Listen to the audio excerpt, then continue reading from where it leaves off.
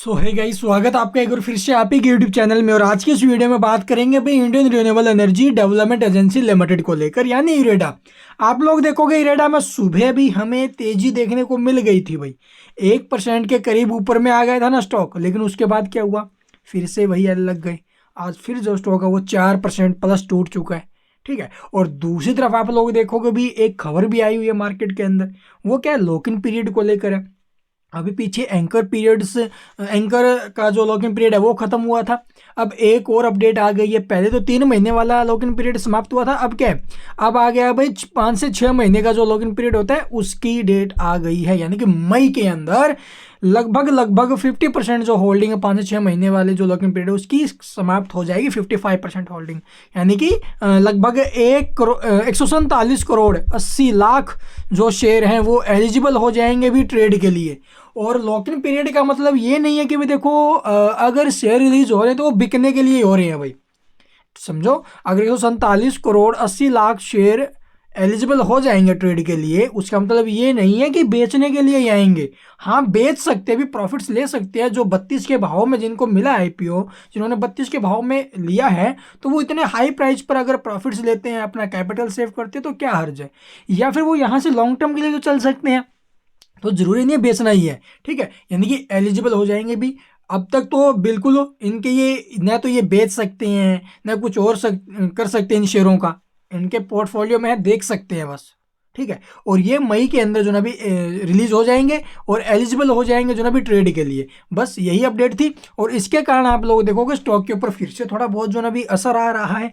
लेकिन आप लोग देखोगे यहाँ पर जो सबसे बड़ा कारण है फॉल का, वो small cap mid cap index में एक भारी भरकम गिरावट, और उसके चलते मार्केट के ऊपर भी दबाव बढ़ रहा है। ये है कारण भाई गिरावट के पीछे। ठीक है। और ये स्टॉक आपने देखा होगा अभी 140 रुपये से ऊपर में पहुंचा 160, वहां पर क्या बोला 154 या फिर 158, इन दोनों में से जो आपको सही लगे वो ऐसे लेके चलिए, या फिर मेरी तरह चल रहे हो अभी लॉन्ग टर्म के लिए हमें रखना है इसको 1 साल के लिए 2 साल के लिए पोर्टफोलियो में। तो भी नीचे के भाव में स्टॉक मिल रहा है 34 से 35% के आसपास करेक्शन पर, तो भी खरीदारी करके बैठ जाइए। एकदम से पैसा सारा लगाना नहीं है अभी इस मार्केट के अंदर। आपको पहले भी बोला था, कोई भी स्टॉक खरीदो एकदम सारा पैसा मत यूज करो, अपना 50% अमाउंट बचा के रखिए भाई। इन 2-3 महीनों में बहुत ज़्यादा जो ना उथल पुथल मार्केट में देखने को मिलेगी, उठापटक होती रहेगी मार्केट में, तेजी मंदी होता रहेगा, इसलिए थोड़ा सा संभल के चलना हमारे हाथ में है। वॉल्यूम की अगर बात की जाए, आज वॉल्यूम देखोगे काफ़ी शानदार 2 करोड़ 30 लाख के आसपास वॉल्यूम भी आते हुए नजर आई है। तो चलिए देखते भी अब इसका चार्ट। और जिसने भी भाई ये न्यूज़ नहीं देखे तो आप लोग खुद भी देख सकते हो, सीएनबीसी की ऑफिशियल वेबसाइट है, और भी बहुत सारी वेबसाइट्स के ऊपर आपको ये अपडेट देखने को मिल जाएगी, जहां पर देख सकते हो IREDA to see 147 crore share be eligible for trade in मई।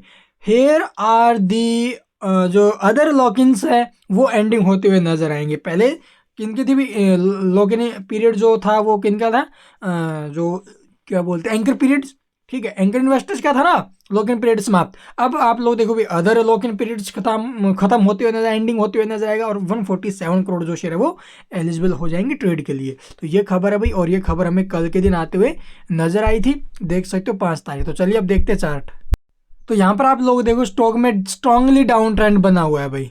ठीक है, यहाँ पर देख सकते हो इस ट्रेंड को, यहाँ से जो ना स्टॉक पहुंचा ट्रेंड के आसपास, वहीं से फिर स्टॉक नीचे आया है। ठीक है, और यहाँ पर एक ट्रेंड लाइन जो इसके अंदर अप ट्रेंड बना हुआ था ना, ऊपर में स्टॉक था, वो यहाँ पर टूटते हुए नजर आया। उसके बाद स्टॉक यहाँ से नीचे ही आ रहा है भाई, और 141 का जो सपोर्ट था वो भी आज तो ब्रेक हो गया है नीचे में। जिनको रिस्क नहीं लेना था उनके लिए था भाई ये। ठीक है, उससे पहले मैंने आपको 144, ठीक है 158, ये भी लेवल्स मैंने आपको बताए थे जिनको रिस्क नहीं लेना। लेकिन जिनको रिस्क लेना भी 1 साल के लिए होल्ड कर रहे हैं, तो वो थोड़ा थोड़ा अपने पोर्टफोलियो में ऐड करता रहेगा, यहाँ से कोई दिक्कत नहीं है। इसके बाद जो नीचे में सपोर्ट होगा वो नीचे में बनेगा भी लगभग आप लोग देखोगे यहाँ से ये बनेगा पहला सपोर्ट, तो इसका रहेगा अभी लगभग 120 के आसपास का। ठीक है, तो 123 125 ये पहला सपोर्ट है, और उसके बाद जो नीचे में सपोर्ट रहेगा भी ये तो ट्रेंड लाइन होगी इसकी, और ये जो सपोर्ट है वो हमें देखने को मिलेगा 103-4।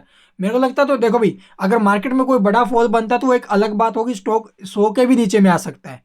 ठीक है, अदरवाइज आप लोग देखोगे मार्केट ठीक ठाक रहता है, उतार चढ़ाव तो आते रहेंगे, तो उसका जो इम्पैक्ट है, इसके फाइनेंशियल रिजल्ट्स भी आएंगे अभी अप्रैल के अंदर, Q4 के नंबर आए ना मार्च क्वार्टर के, तो उसका भी काफ़ी अच्छा इफेक्ट आएगा स्टॉक के ऊपर।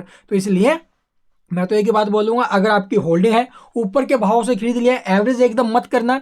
5-5 10-10 शेयर जो है भी गिरावट्स में, हर गिरावट्स के अंदर जो है भी थोड़ा-थोड़ा अपने पोर्टफोलियो में ऐड करते रहिए। सबसे बेस्ट तो यही है। आगे आपकी मर्जी है भी आप क्या करना चाहो। और जो फ्रेश एंट्री के जो लेवल्स देख रहे हैं ना, वो यहाँ से आप लोग क्या करोगे भी, 5-5 10-10 जो आपसे अपनी कैपेसिटी के हिसाब से थोड़ा-थोड़ा अपने पोर्टफोलियो में ऐड करने का सोचिए, और कुछ भी नहीं है। एकदम से पैसा नहीं लगाना है। Thank you for watching the video.